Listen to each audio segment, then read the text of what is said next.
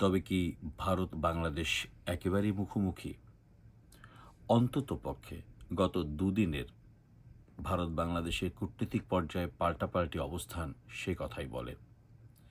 সূত্রপাত অবশ্য একদিন আগে, যেখানে শহীদ মিনারে আমরা জানি এনসিপির হাসনাত আবদুল্লাহ বেশ আ সাহসীভাবে তিনি বলেছিলেন যে ভারতের সেভেন সিস্টার্সকে নিয়ে দরকার হলে বিচ্ছিন্নতার ব্যাপার, এবং যারা সেটা প্রোটেস্টার তাদেরকে এখানে আশ্রয় দিয়ে অর্থাৎ তিনি যে কথাটি বলেছিলেন প্রথমে সূত্রপাত, সেটির খুব কড়া ভাষায় এবং তীব্র ভাষায় আ ভারতে নিযুক্ত বাংলাদেশের রাষ্ট্র হাইকমিশনারকে ডেকে তীব্র নিন্দা জানিয়েছে ভারত।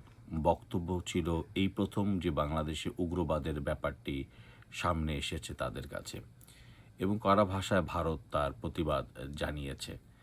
এবং সেই ক্ষেত্রে আমরা যেটি লক্ষ্য করেছি যে অন্ততপক্ষে আজ বাংলাদেশে হাইকমিশন অভিমুখে যাত্রা ছিল, এবং ব্যাপক বিক্ষোভ ছিল, এবং তার জন্য ভারতের দুপুর ২টার পরে ভারতের যে আইভ্যাক সেন্টার সেটি বন্ধ রাখার বিষয়ও দেখা গেছে।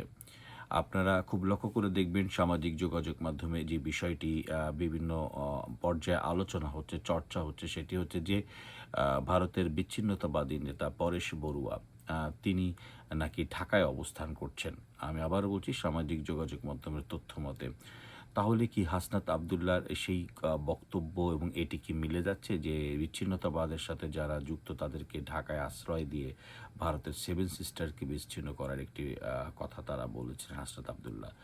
তো এই বিষয়টি যদি সত্য হয়ে থাকে, তাহলে বলা যেতে পারে যে ভারত বাংলাদেশে যেকোনো পর্যায়ে চূড়ান্ত অ্যাকশন হয়তোবা খুব দ্রুতই সেটি দেখা যেতে পারে। কারণ ভারত একটি বৃহৎ প্রতিবেশী রাষ্ট্র। কাজেই তাদের সাথে কতটুকু প্রস্তুতি নিয়ে এই ধরনের বাংলাদেশ রাখছে সেটি অবশ্য দেখার বিষয়। এবং এই সময়কালীন এসে আসলে কি খেলতে খুব এমন একটি বড় পরিণতির দিকে কি যাচ্ছে বাংলাদেশ, যার জন্য প্রস্তুত নয় বাংলাদেশের বেশিরভাগ জনগোষ্ঠীর মানুষ। শুধুমাত্র ১টি-২টি রাজনৈতিক দলের আজ তাদের অভিলাষ পূরণের জন্যই কি এই ঘটনাটি ঘটেছে। এটা ঠিক যে ভারতের উপর আওয়ামী লীগের অধিক যেই নির্ভরশীলতা, সেটি বাংলাদেশের অনেক মানুষকে ক্ষুব্ধ করেছিল। কিন্তু সেটি কিন্তু ছিল ক্ষুব্ধ বা সংক্ষিপ্ত প্রয়াসে। এভাবে প্রকাশ্যে এবং দীর্ঘ প্রয়াগ আ আ ভাবে কিন্তু এর আগে কখনোই দেখা যায়নি। অন্ততপক্ষে আজ ভারত যেভাবে হাইকমিশনারকে তলব করে যে ভাষায় প্রতিবাদ জানিয়েছে, সেটি কিন্তু আর সাধারণ ৮-১০টি প্রতিবাদের মতো নয়। কাজেই এখানে স্পষ্ট যে আসলে তাহলে কোনো কি চূড়ান্ত ধরনের প্রস্তুতি ২ দেশই নিয়ে রাখছে। কেমন সেই প্রস্তুতি, তার পরিণতি কাদেরকে ভোগ করতে হবে? টার্গেটেড কোনো জনগোষ্ঠী নাকি সাধারণ জনগণও এর মধ্যে পড়বে? সেটি নিয়ে কিন্তু উদ্বেগ, আতঙ্কে কিন্তু সারা দেশেই রয়েছে। আমরা খুব গভীর বিস্ময়ে এই উদ্বেগ আমরা লক্ষ্য করেছি।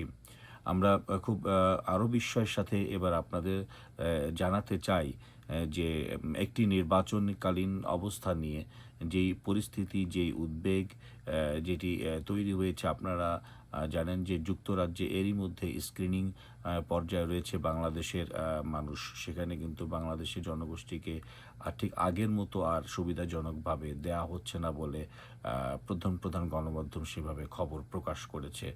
আমরা খুব গভীর উদ্বেগের সাথে যে বিষয়টি লক্ষ্য করেছি, সাধারণ মানুষও যেভাবে লক্ষ্য করেছে, সেটিকে দেখবেন যে বিজয় দিবস এবার বেশিরভাগ মানুষই বলছে যে এমন বিজয় দিবসের আয়োজন হয়তো বাংলাদেশের মানুষ নিকট ভবিষ্যতে দেখেনি।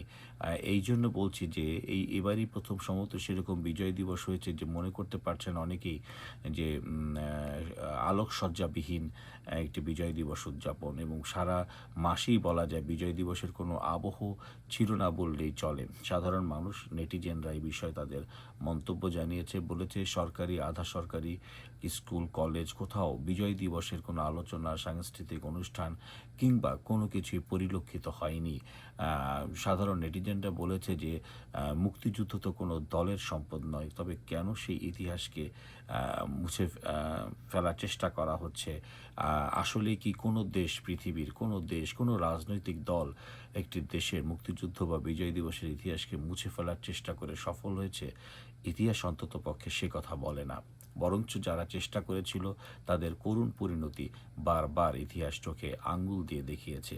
এবারে যাত্রায় কি করবে ইতিহাস সেটি সময়ের কাছেই প্রশ্ন ছুড়ে দেয়া হয়েছে।